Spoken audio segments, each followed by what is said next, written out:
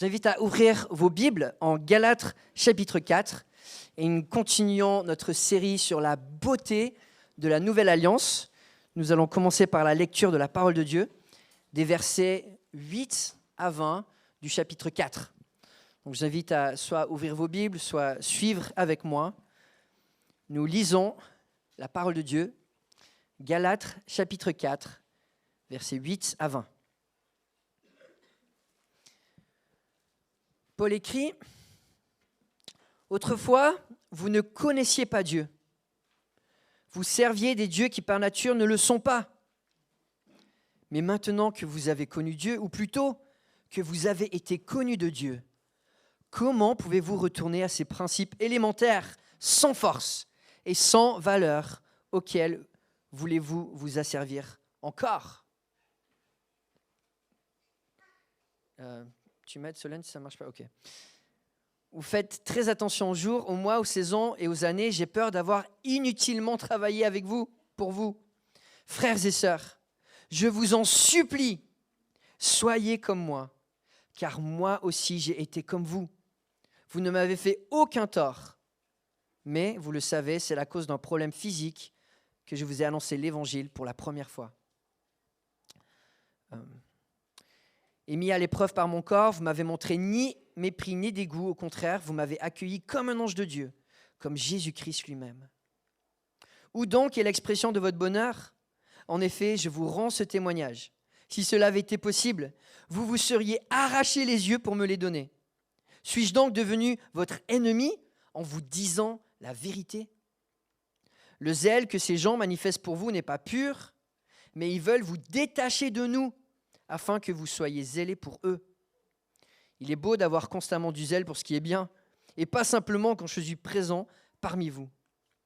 Mes enfants, j'éprouve de nouveau les douleurs de l'accouchement pour vous, jusqu'à ce que Christ soit formé en vous.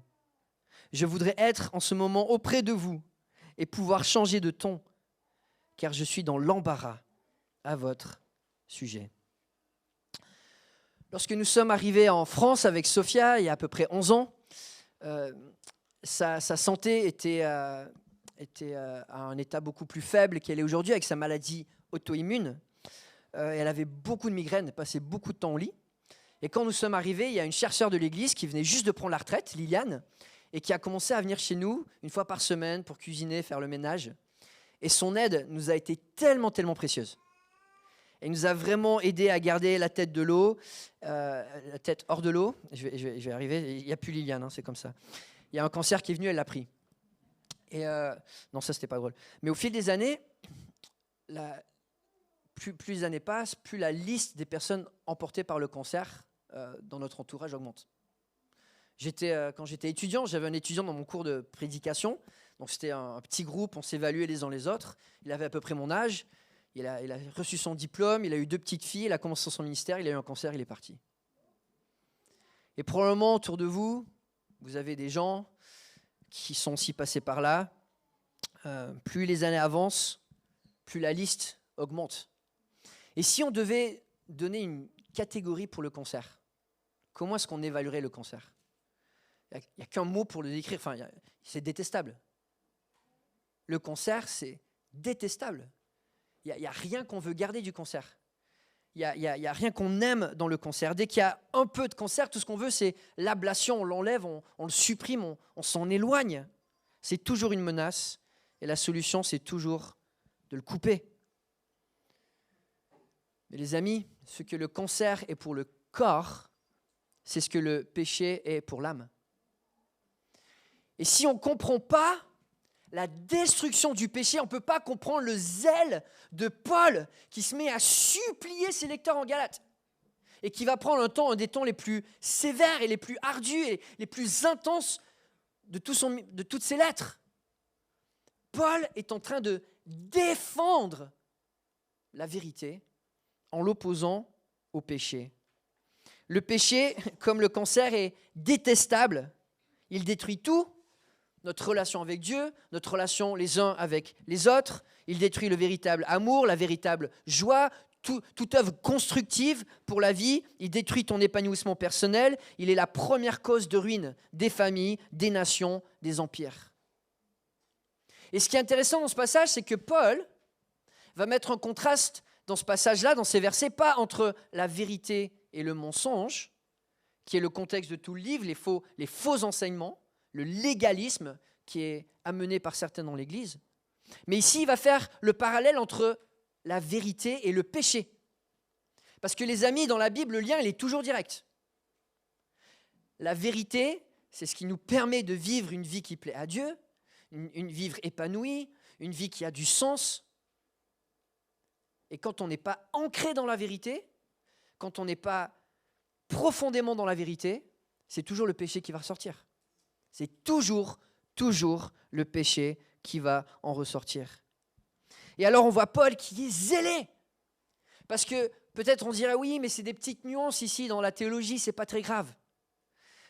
Tu rajoutes quelques traditions, allez, tu vas nous laisser tranquille, Paul, calme-toi un petit peu.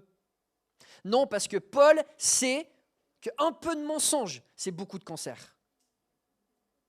Un peu de mensonge, c'est une porte ouverte au péché qui détruit les vies, qui détruit les églises, qui détruit tout. Et le combat des croyants, c'est un combat pour la vérité, de marcher dans la vérité, parce que c'est dans la vérité qu'on peut ensuite avoir une vie qui va plaire à Dieu. Et Paul, dans ce passage, nous montre des contrastes. Il vient de parler de la vie en Dieu qui nous a adoptés, qui a fait de nous des enfants. Ça, c'est la vie de la liberté.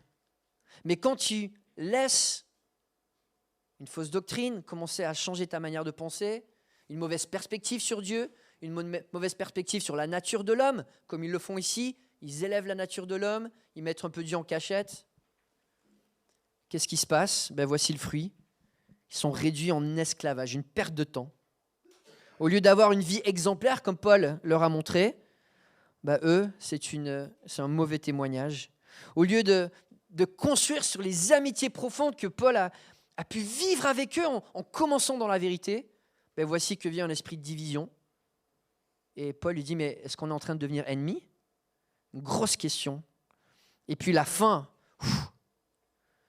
Paul il dit, écoutez les amis, vous m'embarrassez. Au lieu d'avoir cette vie du chrétien qui reflète Christ, qui est une joie, qui est un bon témoignage, Paul dit, là vous vous comportez plus comme des chrétiens. La pente glissante entre le mensonge et le péché, c'est immédiat. Le fruit quand on suit une fausse doctrine ou une fausse pensée, le fruit du péché est immédiat, nous dit Paul dans ce passage. C'est pas juste un débat de doctrine pour les intellectuels, pour les théologiens. Est-ce qu'on garde la nouvelle alliance ou l'ancienne alliance ? Est-ce qu'on garde la circoncision ? Non, il y a des questions de cœur. Est-ce qu'on croit Dieu pour ce qu'il dit ? Est-ce qu'on croit Dieu pour ce qu'il fait ? Et comme on l'a vu depuis le chapitre 3, ce que Paul défend, la chose la plus importante pour un chrétien, quand il parle de la justification par la foi, c'est deux choses. C'est ce que Dieu a fait pour toi à la croix. On ne fera jamais quelque chose de plus beau. Et c'est ce que Dieu a dit pour toi quand il t'a adopté. Tu es mon fils. Il n'y a jamais personne sur terre qui vous dira des compliments plus beaux que ce que Dieu veut dire pour vous si vous êtes en Christ. Et alors qu'il y a des hommes ici qui vivent une religion d'hommes, à la recherche des compliments d'hommes, à la recherche du pouvoir des hommes, de l'influence des hommes, Paul dit « Oh, non !» Et je l'imagine, s'il pouvait se mettre à genoux et juste supplier cette église. S'il vous plaît, arrêtez. Remettez en cause vos manières de penser pour être ancrés dans la vérité parce que les conséquences sont déjà là, déjà dévastatrices. C'est déjà le cancer qui est en train de grandir dans vos assemblées. Alors Paul va parler de ces contrastes. Et premièrement, il nous rappelle la vérité, c'est la liberté. C'est ce que nous voyons de voir juste les versets d'avant, où on a ce cri du nouveau croyant avec le Saint-Esprit qui chuchote pas « Ouais, Dieu, t'es mon papa », il crie « Abba, papa ». C'est ça la liberté, c'est de connaître Jésus-Christ. Et Paul, il dit « Ok, Dieu s'est fait connaître à vous. C'est dans quel but ? Vous avez connu ce cri de victoire, mais qu'est-ce que vous en faites aujourd'hui? Et on revoit ces versets. Autrefois, vous ne connaissiez pas Dieu. Vous serviez des dieux qui par nature ne le sont pas. Mais maintenant que vous avez connu Dieu, ou plutôt que vous avez été connus de Dieu, comment pouvez-vous retourner à ces principes élémentaires, sans force et sans valeur, auxquels vous voulez vous asservir encore? Vous faites très attention aux jours, aux mois, aux saisons et aux années. J'ai peur d'avoir inutilement travaillé pour vous. Paul rappelle aux Galates leur témoignage. Il était là. C'est lui qui a fondé les 3 églises. Est-ce que j'ai la carte? À Lystre, à Iconium, à Derbe. Paul, dans son premier voyage, avait passé toute l'île de la Crète sans aucune implantation d'église à ce qu'on sache. Ça, il n'y avait pas beaucoup de fruits. Il a continué. Il est allé à Antioche de Pisidie. Il y a une réponse à l'évangile, mais on ne voit pas une église. Et là, il arrive dans cette région de la Galatie, et c'est vraiment le fruit de l'esprit miraculeux. Finalement, il y a des églises qui sont en train d'être bâties avec des non-juifs. C'est un nouveau départ pour le christianisme. C'est vraiment une nouvelle porte ouverte. C'est magnifique ce que Dieu est en train de faire, son œuvre missionnaire qui est là.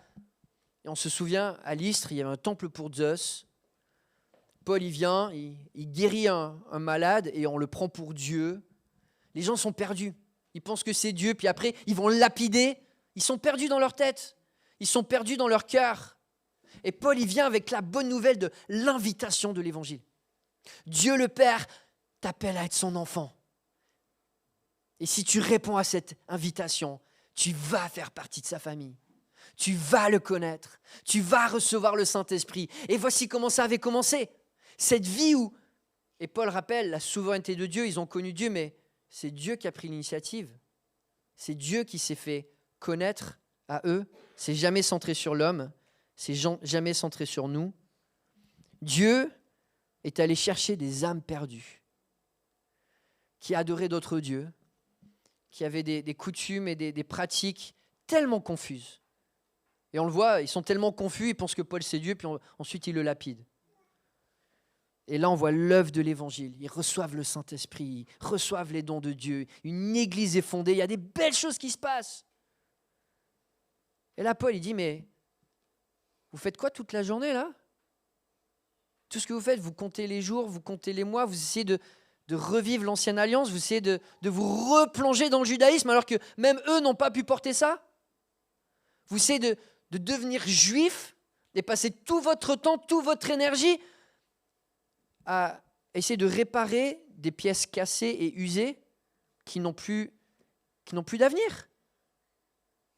L'ancienne alliance, le but, c'était de dire, il y a un Messie qui arrive. Tout pointait vers Jésus. Tout pointait vers Jésus. Et quand Jésus est arrivé, on ne va pas reprendre la voiture cassée. Elle est arrivée à bout de souffle jusqu'à sa naissance. Et là, Paul regarde ces chrétiens qui, comme beaucoup de chrétiens de nos jours, passent leur temps à pinailler. Ils passent leur temps à faire des puzzles inutiles, à se prendre la tête, à se compliquer, à faire des trucs qui ne construisent pas l'œuvre de Dieu, qui ne les rapprochent pas d'une vraie connaissance avec Dieu, qui ne construisent pas l'Église. Ils passent leur vie dans du légalisme parce que finalement, moi je connais les sabbats, je connais les fêtes religieuses, je peux tout vous expliquer. Et qui pointent vers l'homme.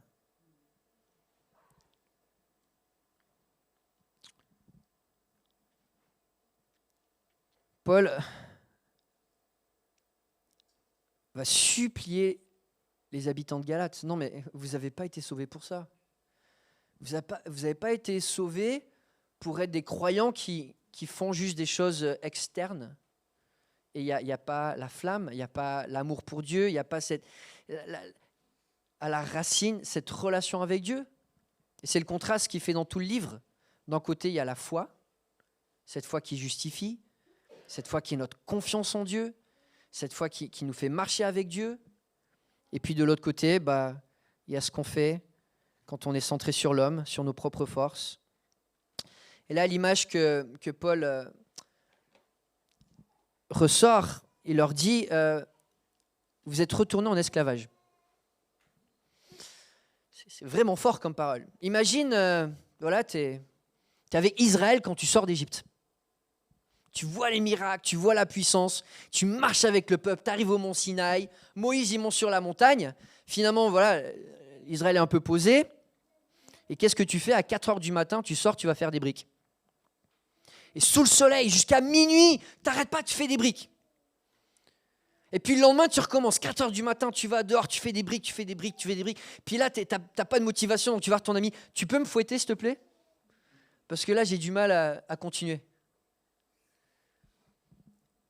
Paul est en train de leur dire, mais vous êtes en train de vous asservir à faire des choses qui sont inutiles. Vous aviez été esclave du péché, vous aviez été esclave d'une manière de penser qui était strictement humaine.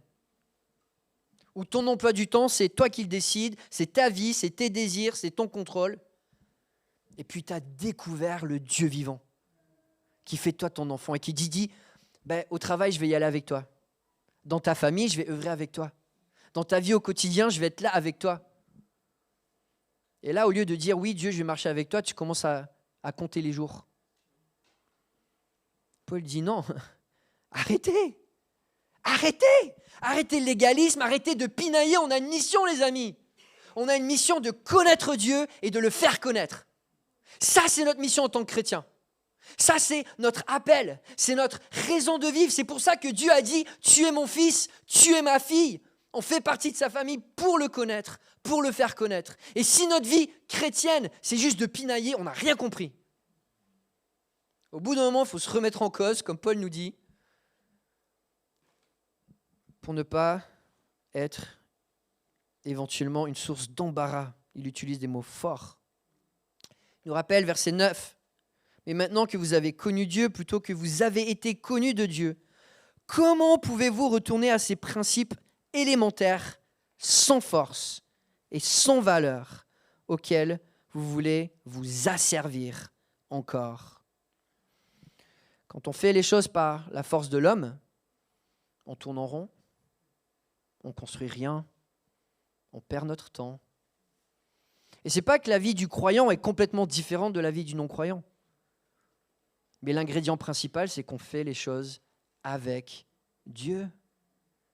Et on veut le connaître, et on veut boire à l'eau de sa parole, et on veut creuser cette relation avec lui.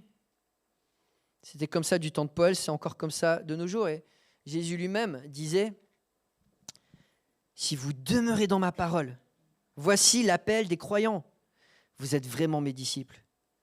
Vous connaîtrez la vérité, et la vérité vous rendra libre. » Il n'y a pas de plus grande liberté que d'être appelé fils et fille du roi du cosmos. Il n'y a pas de plus grande liberté. Il n'y a pas de plus grand futur, il n'y a pas plus de grands champs d'action qu'on peut avoir avec la puissance de Dieu. Tellement de choses qu'on peut faire avec lui. Mais le contraste, il est là. Soit on est dans la parole, soit on se nourrit de la vérité et on connaît cette vérité.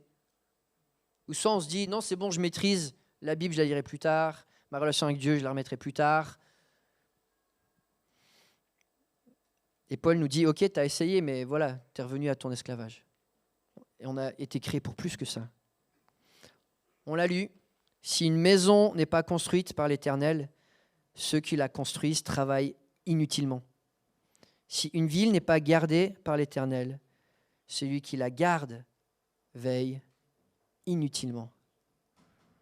Notre priorité en tant que croyant, c'est de boire à l'eau de la vérité, à l'eau de la parole, pour pouvoir penser comme Dieu et agir comme Dieu, et pas tourner en rond et vivre une vie où finalement on a été sauvé, mais les gens ne le voient même pas. Paul continue, la vérité c'est la liberté, et la vérité c'est une vie exemplaire. Paul, souvent dans les Écritures, va nous encourager à imiter son exemple comme lui imite Christ. Et là, on voit, il supplie les gens de Galate de l'imiter. Frères et sœurs, je vous en supplie, soyez comme moi, car moi aussi j'ai été comme vous. Vous ne m'avez fait aucun tort. Mais vous le savez, c'est à cause d'un problème physique que je vous ai annoncé l'évangile pour la première fois. et mis à l'épreuve par mon corps, vous m'avez montré ni mépris ni dégoût. Au contraire, vous m'avez accueilli comme un ange de Dieu, comme Jésus-Christ lui-même. Paul va supplier ses lecteurs. Il va s'humilier, il va plaider, il cherche leur attention. Pourquoi ? Parce qu'ils sont en train de se perdre et les conséquences sont immédiates. Au lieu d'avoir un bon témoignage, ils commencent à avoir un contre-témoignage.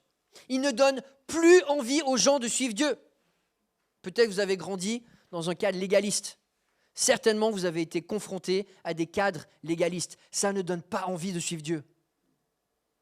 Quand tu es dans une case où tu as des gens qui contrôlent d'autres gens parce qu'ils ont plus de connaissances ou plus de réputation ou plus d'honneur, plus de pouvoir, ça ne donne pas envie.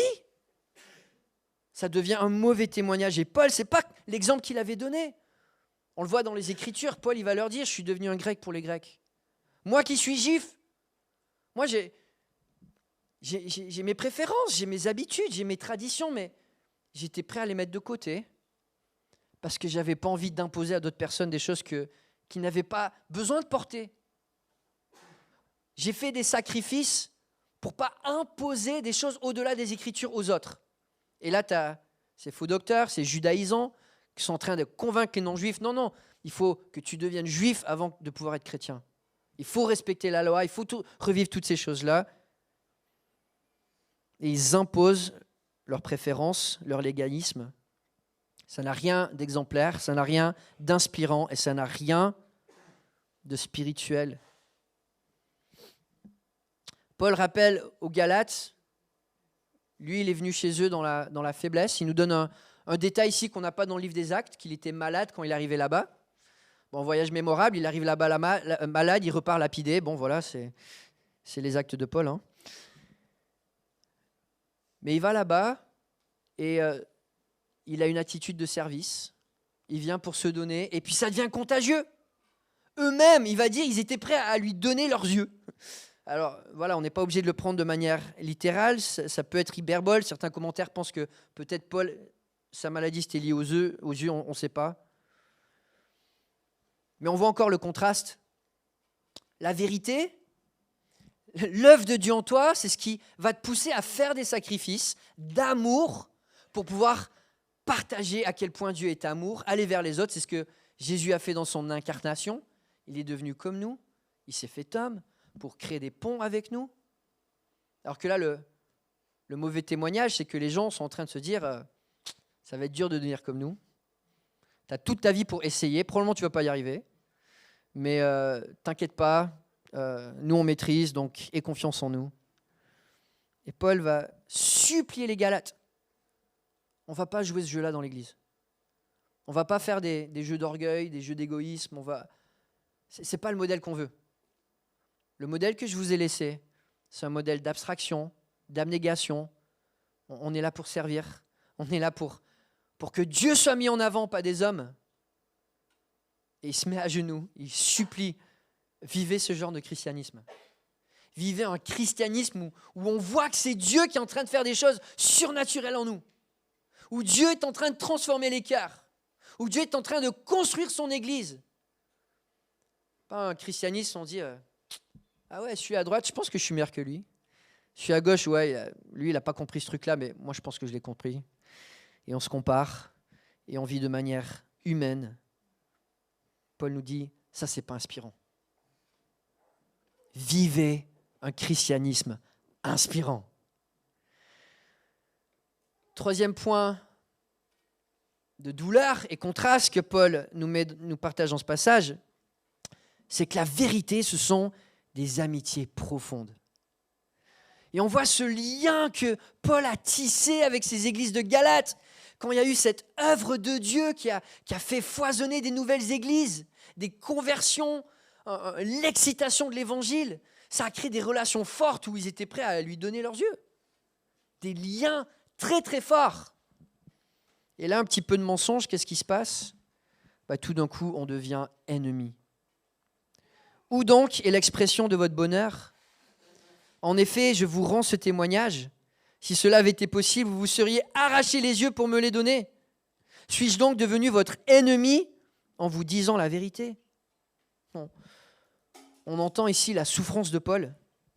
Il avait débordé d'amour pour les Galates. Il est arrivé dans sa faiblesse, probablement malade, avec le peu d'énergie qu'il avait, il a prêché l'évangile.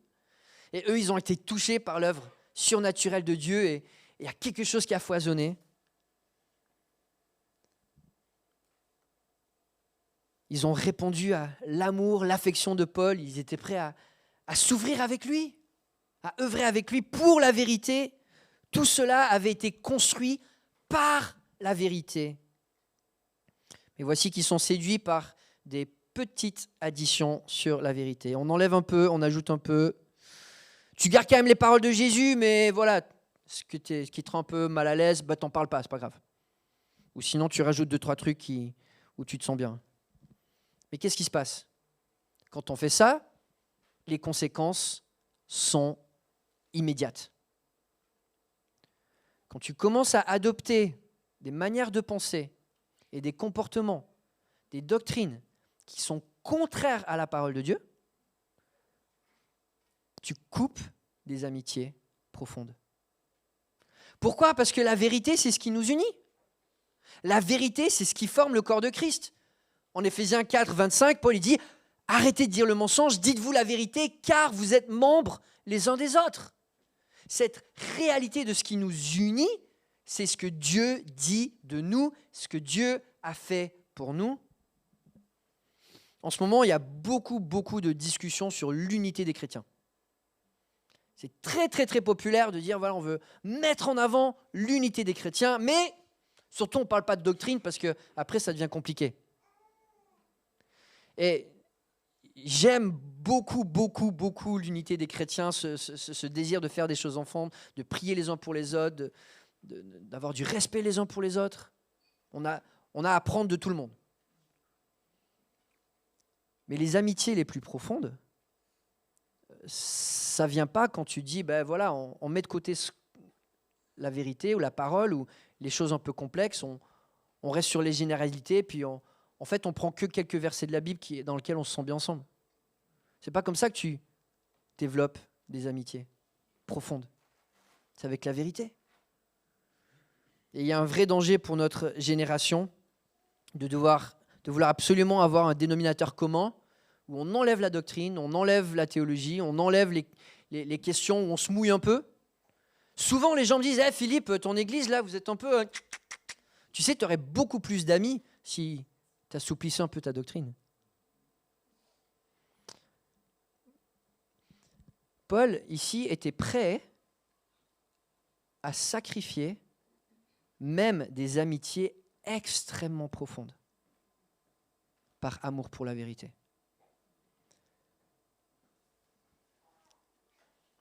On voit cet exemple qui nous donne qu'il y a un vrai combat pour la vérité.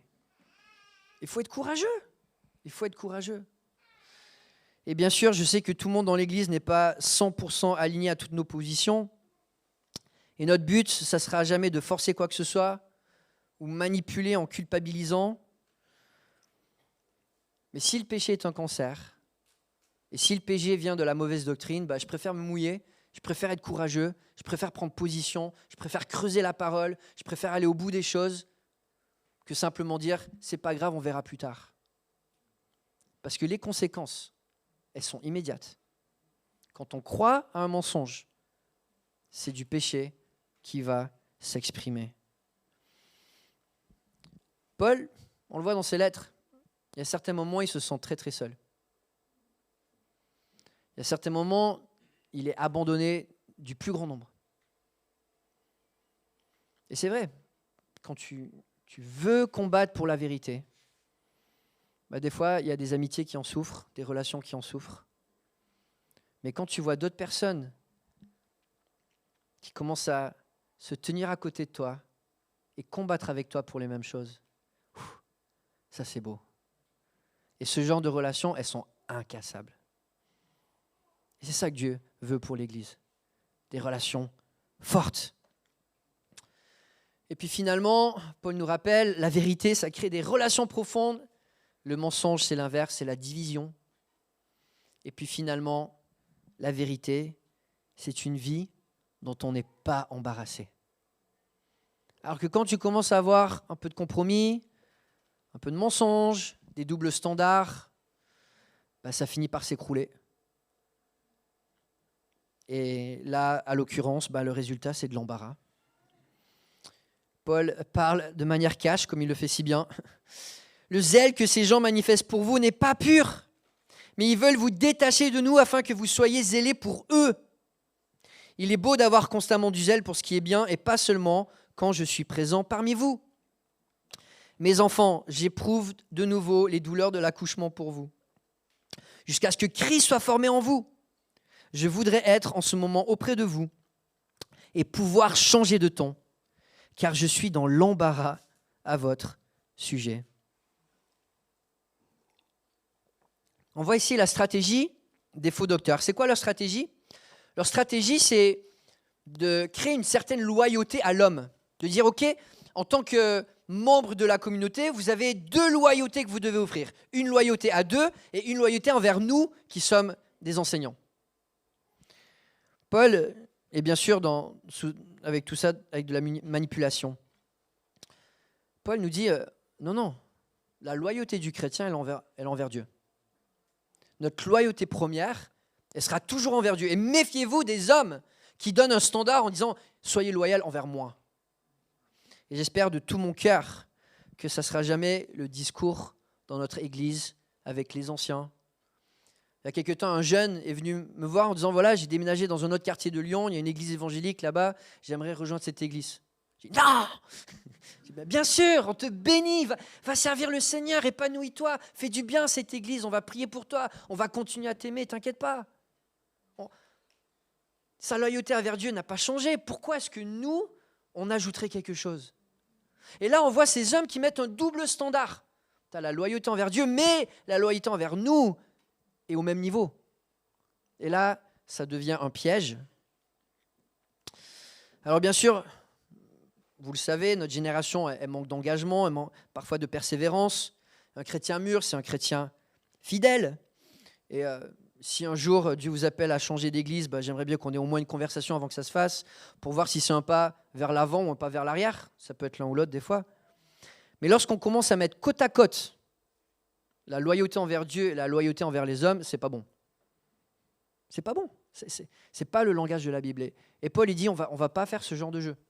On va pas culpabiliser les gens comme eux, ils les font en disant, tu m'as pas assez plu à moi ton leader, t'as pas fait assez pour moi, et du coup, Dieu va jamais te voir avec autant d'importance que moi. Chaque personne ici est tout aussi importante aux yeux de Dieu l'une que l'autre. Lorsqu'on commence à mélanger ça, on met des standards d'hommes qui divisent l'Église. Et on voit l'effet sur l'Église, parce que même Paul leur dit, le double standard, je le vois déjà chez vous, parce que vous êtes zélés quand je suis là, et puis quand je suis parti, vous faites autre chose.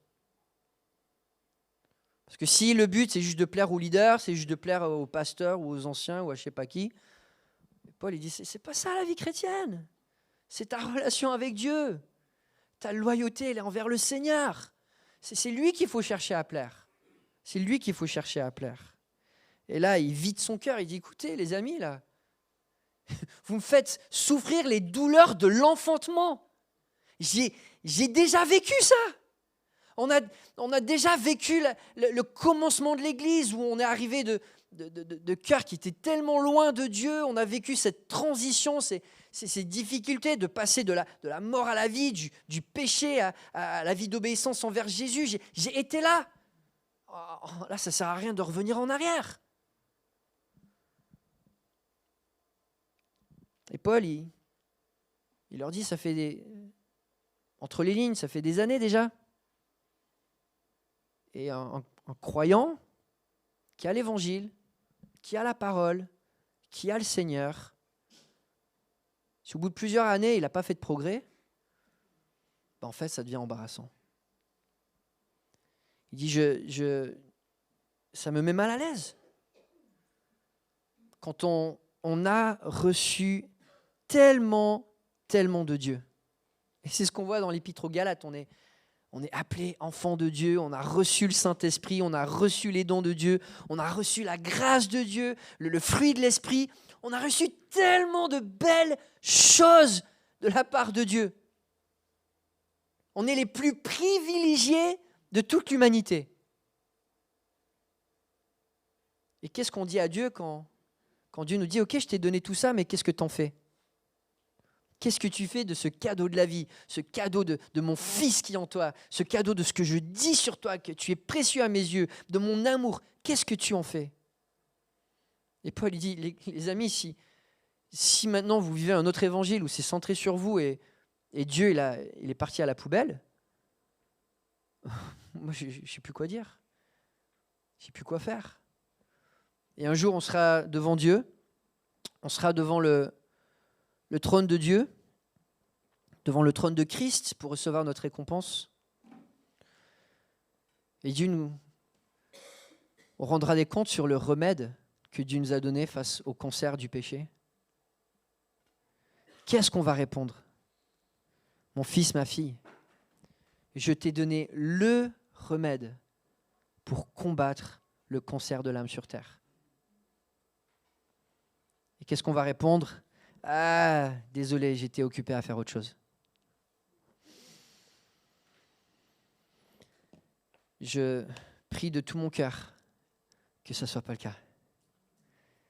Et que nous ne vivions pas une vie chrétienne qui embarrasse le nom de Christ parce que la relation avec lui a pris un deuxième rang pour juste vivre des codes, des traditions ou des choses qui nous font sentir bien, qui nous mettent en avant, plutôt que d'être passionnés par ce Papa céleste qui est venu nous chercher.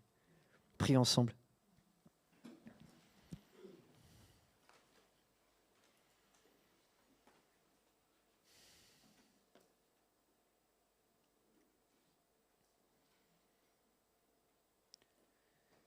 Père Céleste, nous voulons aujourd'hui être reconnaissants de la vie que tu nous donnes en Christ, de la liberté que tu nous donnes en Christ, des amitiés profondes que nous pouvons avoir en Christ, de la vie de victoire que nous pouvons avoir en Christ, de persévérance, malgré les épreuves, malgré même nos chutes et nos faiblesses. Père Céleste, tu as tellement fait pour nous et tu nous as donné le remède pour pouvoir combattre le plus grand ennemi de l'humanité, le péché. Donne-nous, Père Céleste, de ne pas prendre cela à la légère. Donne-nous de vouloir penser comme toi, en se nourrissant de la parole, en ayant soif de ce que toi tu as dit, de ta vérité, de la connaître, de la méditer, qu'elle façonne nos vies, nos familles, notre quotidien.